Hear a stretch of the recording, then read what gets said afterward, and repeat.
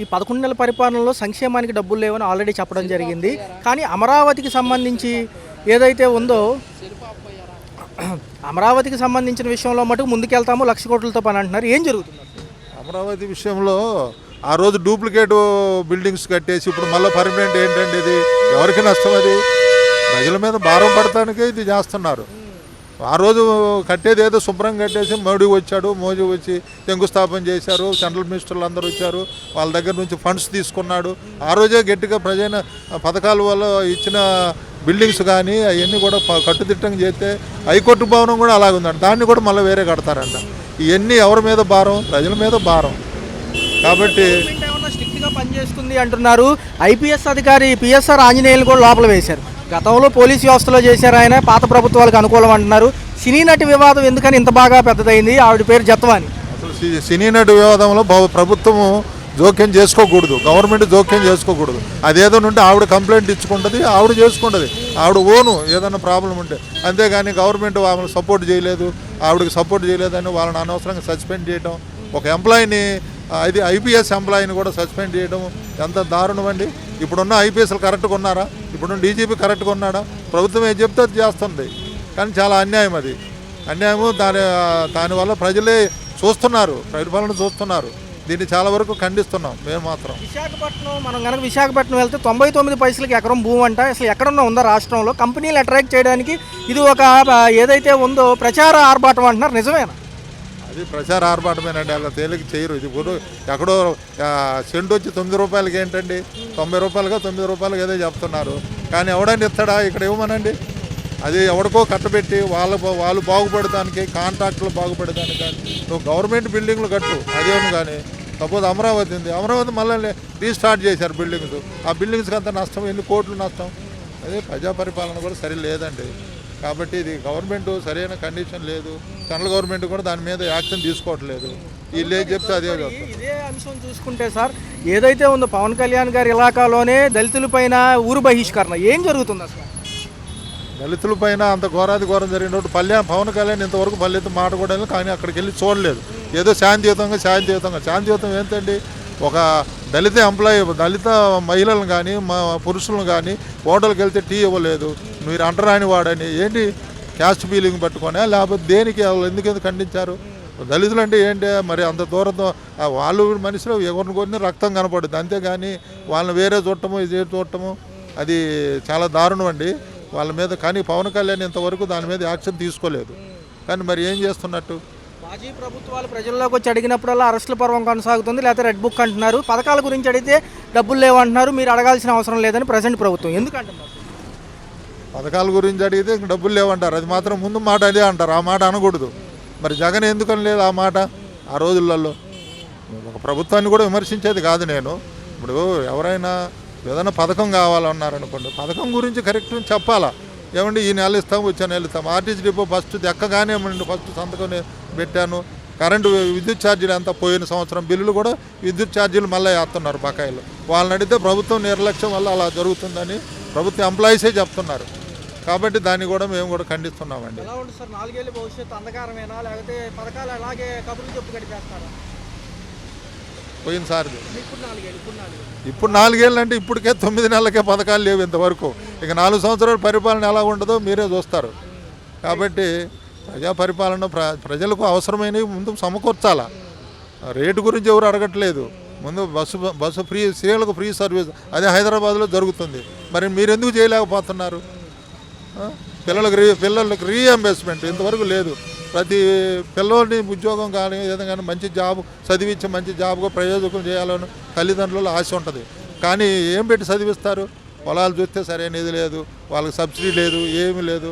కాబట్టి ప్రభుత్వం నిరంకుశ పాలన వల్ల ఇలాగా కుంటుపడిపోతుంది రోజు రోజు. పిఎస్ఆర్ ఆంజనేయులు గారని గతంలో ఐపీఎస్గా చేశారు, ఆయన అరెస్ట్ చేశారు. జత్వానీ కేసు ఎవరైతే సినీ నటు ఉన్నారు అది తప్పండి. జత్వానీ అనేది పెద్ద గొప్ప మనిషి ఏంటి? ఆమె చెప్పడం ఏంటి? వీళ్ళు అరెస్ట్ చేయడం చాలా తప్పది. అసలు ఇది జరగనే కూడదు. ఇది గవర్నమెంట్ కింద ఇది ఫెయిల్యూర్ ఆఫ్ ది గవర్నమెంట్ అంతే. 99 పైసలకి ఎకరం భూమి ఇస్తున్నారు, కంపెనీలు ఆకర్షిస్తానికి అంటున్నారు. 99 పైసలకి ఎకరం ఇచ్చేట్టుకుంటే కోట్ల మంది పోతారు. 99 రూపాయలకి 99 పైసలు రూపాయలైనా రూపాయలు కాదు వందలైనా కూడా 9,999 రూపాయలు కూడా రాదు. అది చాలా తప్పది. అది కంపెనీలు అట్రాక్ట్ చేయాలంటే ఇలాంటి స్కీమ్స్ పెట్టాలి, మేము ఇలాగే డీల్ చేస్తాము, 1990లో ఇలాగే మేము చేసామంటున్నారు లోకేష్ గారు. లోకేష్ అనొచ్చు అండి. లోకేష్కి ఏం తెలుసు అండి, ప్రపంచ జ్ఞానమే లేదు అతనికి. అతను ఈ ఫిట్ ఫర్ నథింగ్. మరి 2వ తారీఖు పర్యటనలో అంతర్గతం ఏంటి, 1,00,000 కోట్లతో పనులు అవుతాయా ఈ 4 ఏళ్ళు? మోడీ డ్యూయల్ రోల్ ప్లే చేస్తున్నాడు. అంటే జగన్కు సపోర్ట్ చేస్తున్నాడు, ఇట్లా ఇది చేస్తున్నాడు. కాబట్టి డ్యూయల్ రోల్ 2 తెప్పలు పడవల మీద కాలేజీ ప్రయాణం చేస్తున్నాడు, దెబ్బతింటాడు. సూపర్ 6 ఏమవుతుంది సార్ మరి? అది కానే కాదు, అది ఊరికనే. సంక్షేమ పథకాల్లో ఏమనుకుంటున్నారు? పెన్షన్ కానీ ఏమైనా వస్తున్నాయి? పెన్షన్లు అయితే వస్తున్నాయి. గ్యాస్ సిలిండర్ డబ్బులు అవి కొంతమందికి వచ్చినాయి అంటున్నారు, కొంతమంది రాలేదు అంటున్నారు. 2వ తారీఖు ఏమో మే 2వ తారీఖు మోడీ పర్యటన ఉంది. మళ్ళీ అమరావతిని పునర్నిర్మాణాన్ని శంకుస్థాపన చేస్తారంట. మరి ఏంటి మరి ఈసారి ఉన్న పనులు త్వరగా అవుతాయి అని ఆంధ్రప్రదేశ్ ప్రజలు చూస్తున్నారు. మీ అభిప్రాయం? ఏమండి, మన చేతల్లో డబ్బు ఉన్నదా మనం చేయడానిక? వాళ్ళ చేతల్లో ఉన్నది, చేసేది వాళ్ళే, బుద్ధి అనేది వాళ్ళే, మనది ఏముంది సార్? అది ఆంధ్రప్రదేశ్ రాష్ట్రంలో 99 పైసలకి ఎకరం భూమి ఇస్తే కంపెనీలు పెట్టడానికి వస్తారని లోకేష్ గారు అంటున్నారు. అసలు ఆ రేట్లు ఎక్కడ, గవర్నమెంట్ రేట్లు కూడా లేవు అంటున్నారు. 99 పైసలకి ఎక్కడ ఉందా? ఇది ఏడున్నదా? 99 వేలు భూమి ఎక్కడుంది? ఎక్కడ తెమ్మనే వాళ్ళని. పవన్ కళ్యాణ్ గారి పరిస్థితి ఏంటి? ఆయన కూడా ఉప ముఖ్యమంత్రి. మనకి పనితీరులు ఎలా ఉన్నాయి, ఈ మధ్య ఆరోగ్యం బాగోట్లేదు అంటున్నారు. పిఠాపురంలో దళితుల పైన వెలివేయడం జరిగింది. దాని గురించి స్పందిస్తే బాగుండేది అంటారు. ఎందుకంటే ఎమ్మెల్యే అక్కడే కదా ఆయన. అవునులే. ఆయన చేయగలడా? ఆయనకు అనుభవం ఉందా? పనులు ఆయనకు అనుభవం ఉండదో లేదో ప్రజలకు తెలియాలా. ఇప్పుడు ఇంకా తెల్లారి కాడికి వచ్చి ఇస్తున్నారు కదా, ఇప్పుడు కూడా ఇస్తున్నారు. పెన్షన్ అందుతుంది అయితే మనకి ఇస్తున్నారు. మనం ఎవరు చెప్పేది? విమానాశ్రయం ఇక్కడ కట్టడం మంచిదేనా? ఇప్పుడు సదుపాయం ఉండటం ఎక్కడైనా మంచిదే, చేస్తే. చేయకపోతే ఎట్ట మంచిది అవుతుంది మరి? దానికి తగ్గట్టుగా డబ్బులు ఇచ్చి కొనుక్కుంటే ఇస్తారు.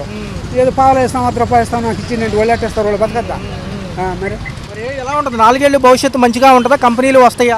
కాదండి, జరుగుతూ ఉంటే తెలుస్తూ ఉంటుంది మనకు. మనం ముందు ఊహించి అడిగి చెప్పగలము. చేయాల్సినోడు చేయాలా, వాళ్ళు చేస్తూ ఉంటే చేస్తున్నారని అనుకుంటాము. వాళ్ళు చెప్పుకుంటా పోతా ఉండరు, రోజులు ఏం గడిచిపోతున్నాయి. మరి ఇది జరుగుతుందా జరగదా అనేది ఈ 4 ఏళ్ళలో తెలుస్తుంది. నిర్మాణానికి మరోసారి శంకుస్థాపనకు వస్తున్నారు మోడీ గారు. ఈసారి అమరావతి కొంచెం ఆశాజనకంగా ఉంటుందని ప్రభుత్వాలు అంటున్నాయి. ఎలా చూడాలి? అంటే ఇంతకుముందు మోడీ గారు ఉంటే అభివృద్ధి అనేది బాగుంటుంది, ఆయన నమ్మకం మీద మనం తీసుకోవచ్చు. ఇంతకుముందు రియల్ ఎస్టేట్ అనేది చాలా డల్గా ఉంది. ఆ రియల్ ఎస్టేట్ అనేది మనకి అభివృద్ధి అవడానికి దోహదపడుతుంది అనమాట. మరొక 44,000 ఎకరాలు కనుక ఇవ్వగలిగితే ఈసారి అసలు ఎదురుండదు. మొత్తం రాజధాని మొత్తం కూడా ఒక్కసారి రియల్ ఎస్టేట్ పరంగా డెవలప్ అయ్యిద్దని చెప్పి మంత్రి నారాయణ గారు అంటున్నారు. ఎలా అనిపిస్తుంది?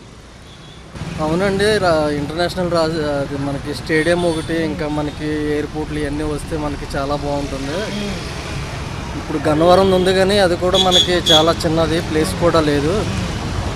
రియల్ ఎస్టేట్ బాగుంటే అన్ని విధాలుగా అందరూ బాగుంటారండి.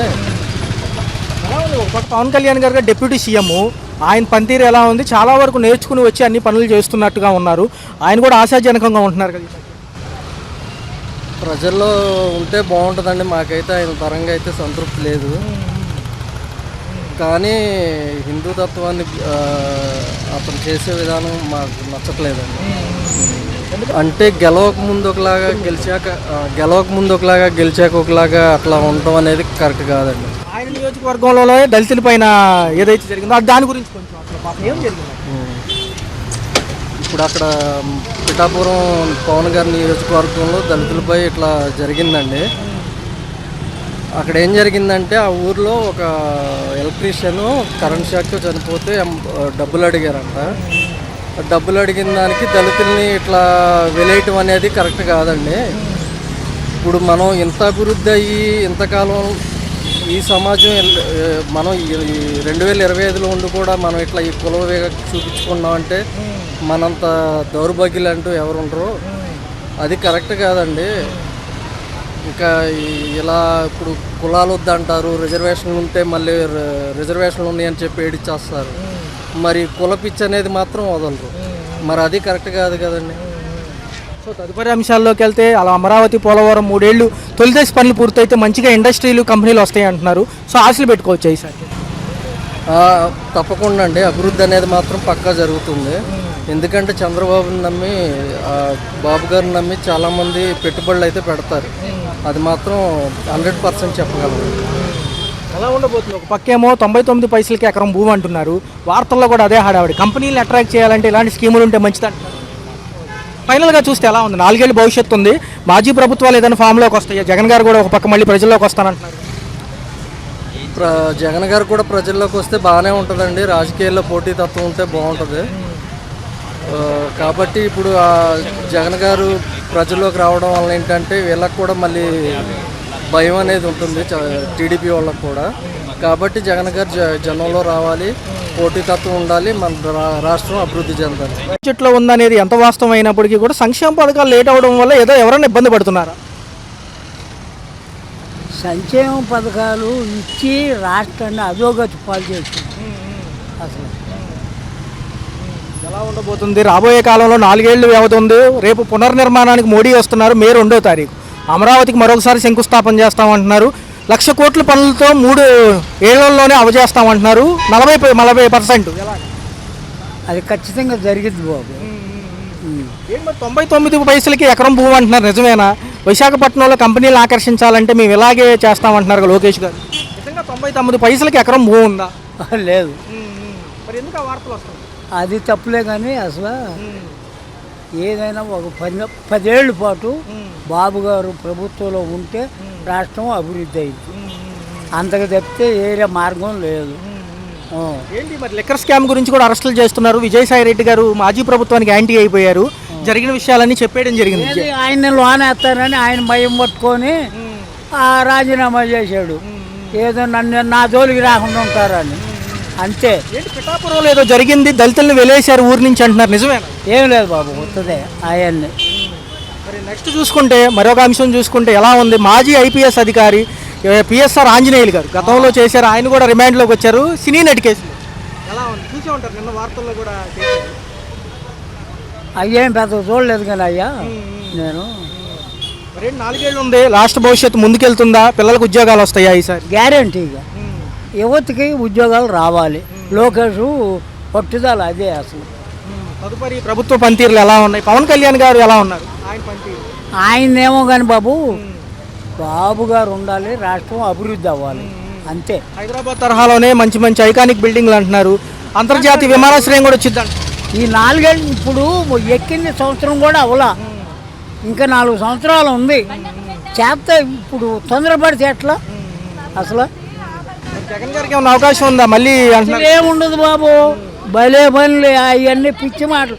ఆడోడు చెప్పాడే ఇందాక, అట్టుండిద్ది. బుర్రగల్లబోడు ఎవడైనా ఆలోచించేవాడు బాబు గారికి. మొదటి పెన్షన్ పెంచిస్తున్నారు, రెండోది గ్యాస్ సిలిండర్లు. ఇలా పెన్షన్ అది అప్లై చేసుకున్నావు కానీ? అప్లై చేసినా కానీ ప్రభుత్వం మారింది కదా, కొత్త పెన్షన్ నాకేమి ఇలా. అన్న పేరు ఉంది అంటున్నారు కనీసం? పేరు అంటే మరి ఉందో లేదో మరి నాకైతే తెలీదు. జూన్ జూలై ఆగస్టులో అంటున్నారు మళ్ళీ ఒకసారి. రేషన్ కార్డులతో పాటు ఎవరైతే ఇంతకుముందు పెన్షన్లకి అప్లై చేసుకున్న వాళ్ళు లిస్ట్ వచ్చిద్దంట. అయితే వేచి ఉండాలి, తప్పదు.